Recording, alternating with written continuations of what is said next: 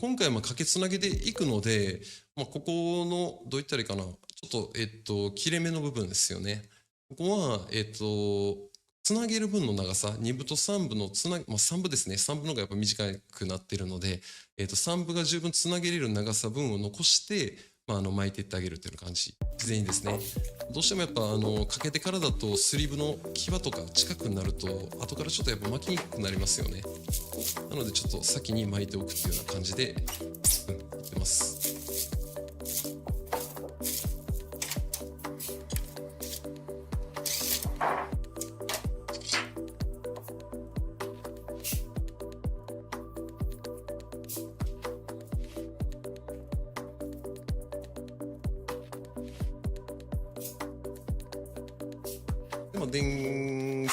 電線の接続ですね。この辺りはどのルームエアコンも変わらないので、はい、一緒ですね。